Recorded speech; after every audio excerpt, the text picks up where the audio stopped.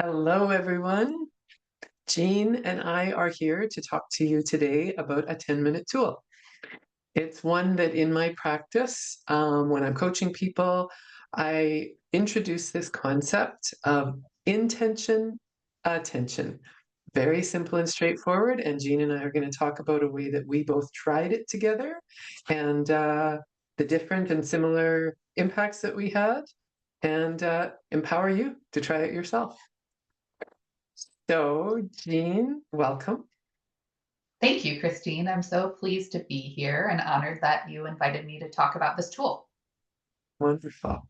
And Jean and I are both coaches, and we both do things like this. We bring strategies forward.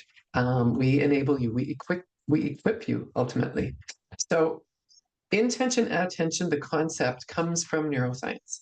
It comes from what neuropsychologists are talking about. There's lots of books out there about attention and focus. There's lots of people, a lot of us saying, boy, it's hard to pay attention. It's hard to read a whole book, right? I read that same page over. I get into one meeting and I'm thinking about the last one. Anything else, Jean, about that you notice about the intention, attention? Just the demands on people's focus and attention are vast. I think, no matter what type of role a person is in, they are hit with messages and requests and needs from all types of angles, whether it's things happening at work, things happening at home, and it just adds to the complexity of being able to focus your attention. Yeah, really apt point. The world is complex. That's one of the Mhm. reasons, that and these little Mhm. babies that are creating shorter attention spans for us. Our brains actually are being rewired. So this is a strategy to bring you back to your intention and help your brain pay attention to it. So essentially that's what it is. By getting up each morning, this is the tool in case you decide you want to try it. And I encourage you to try it for a few days. We're going to talk about how we did this. So you would get up each morning and add this in a way that makes sense to you into your regular routine. Latching on strategies to our rituals is very effective, as opposed to, oh, I need to start something new. I need to do it all, start all over and change everything. No, latch it on. Our brain likes this stuff. So for me, I every morning would get up, and when I stepped into the shower after that nice hot water hit me and I kind of woke up a bit, I'd go, right, big breath. What's my intention, attention practice for today? Hmm. And I would think about, well, what do I have going on today? How am I feeling? Maybe how did I sleep? What are my thoughts or feelings about yesterday? Anything I'm carrying forward into today? And I would just do this kind of grounding to identify what would serve me best to pay attention to today. So I would just say, right, my intention today is to be easy, go through the day with ease, for example.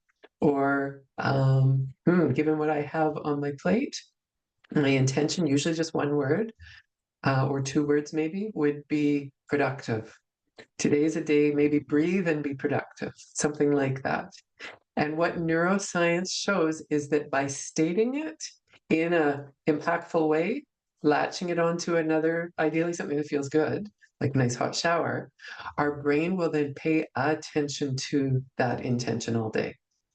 And then ideally, if you really want to get the benefits of this, it's to sit on the edge of your bed before you tuck in or something, another ritual that you have in the evening, and check in. Oh, yeah, my intention was to be easy and go with ease today. How did that go? Just kind of, you know, check in with yourself, see how it went, and then to go literally, thanks, brain, and go to sleep. Mhm. So that's what the tool is. Jean, could you also share how you and we're going to talk about how we did this pilot together, this Mhm. kind of let's play and Mhm. try this experiment. Can you Mhm. talk about how you integrated intention attention into your day? Absolutely. Yes. I'm, as you know, a very task oriented person. So, pretty early in the day, I'm looking at my calendar to get a heads up about what I have coming throughout the day. And that helps me, to your point, where you're thinking about what needs my attention. I almost start from the flip side you were talking about. What needs my attention? I start with my task list and then also think about how I want to feel throughout the day. How do I want to show up? And then that drives me to my intention for the day. And to your point, like if my day is stacked with meetings, often my intention is to be present, right? I don't need to worry about being productive on other tasks. I want to be fully present in the places I need to be present throughout the day versus if I have more open space, that might be a day for rest or creativity or productivity. So I'm really, I think, driven by the fact that I'm pretty task oriented to begin with. That's how I kind of formulate backwards into my intention for the day. And then I was finding, so this may come out as we talk further too. Although I'm working in coaching right now, I'm fresh off of a 16-year career ending in talent leadership, and so often the way I would implement this into my day was on my drive to work. So I had looked ahead at my calendar or have a heads up about what's coming, and the drive to work was where I set my intention before I walked into the office in the morning.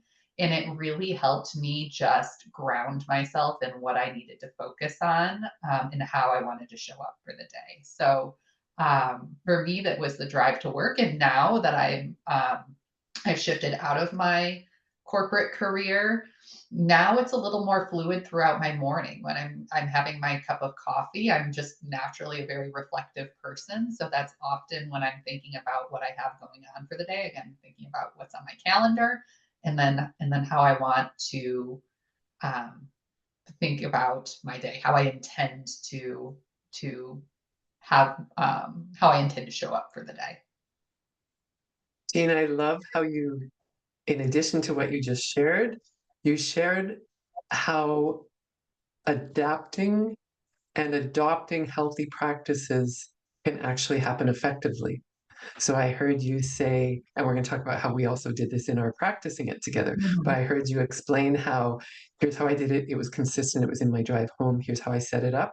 And now that you're not, you said it's more natural now, which is Mhm. check the box, huge indicator that you have adopted a new healthy habit. Absolutely. Awesome. So what Jean and I did is I said, will you play with me? Can we try an experiment? And we were both, Jean and I had talked about intention, attention, and I was doing it sometimes. And I don't know, I think you were doing it sometimes. Also, yep, also sometimes.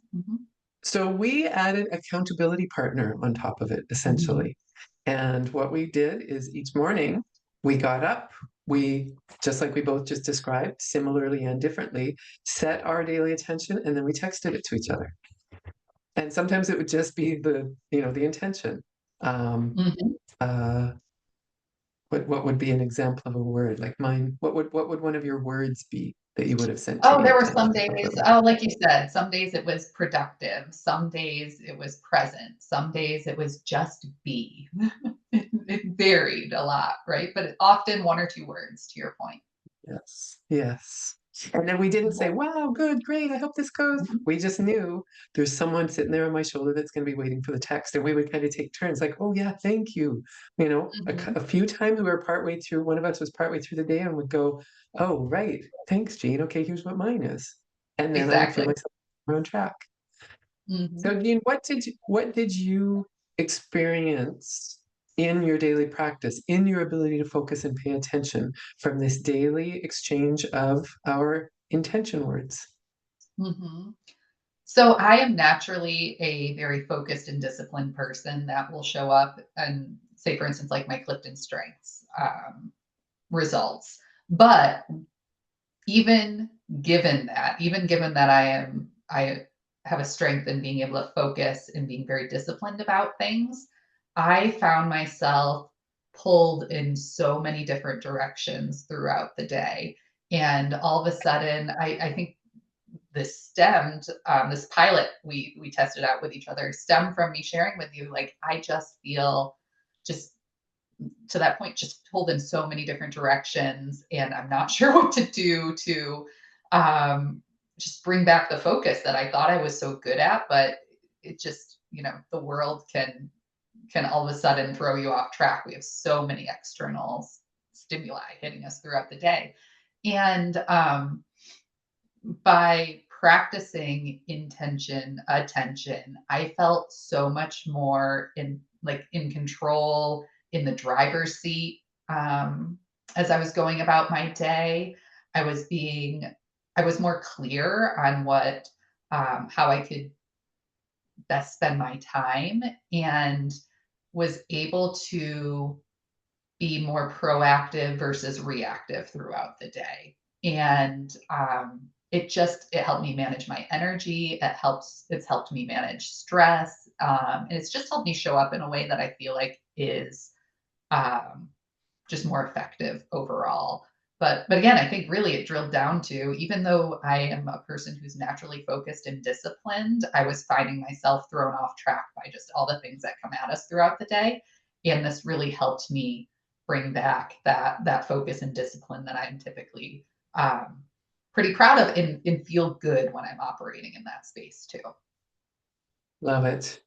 And it's also an example of a pocket-sized strategy. That's what I do a lot Mhm, is I read all the books, I watch lots of stuff. I know I also was in corporate land for, 15 mhm, plus years, and I know how busy people get.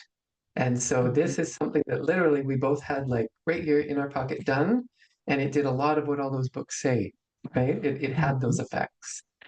For me, when we did this together, I have been, so we're um, right now sitting here, I'm the opposite. I came 12 years ago out of a corporate job, and I've been mainly self-employed since.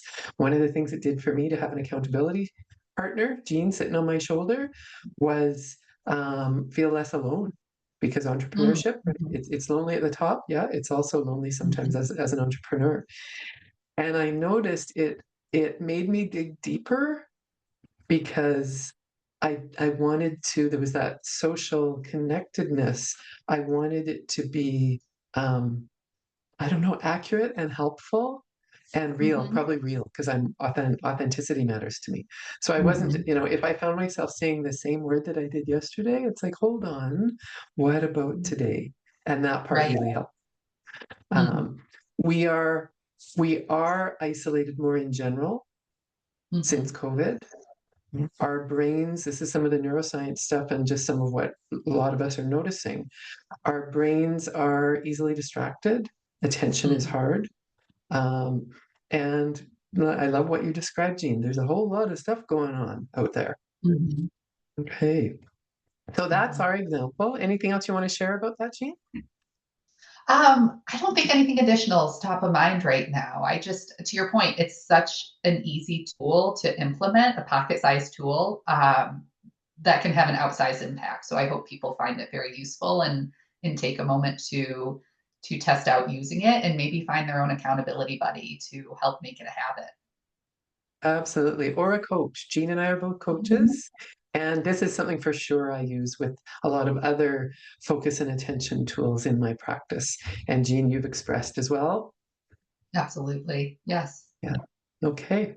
All right. Well, thank you for paying attention to this video. We hope that it helps you a lot with your intentions and that great feeling at the end of the day of I did the thing and I did it in a way that served me.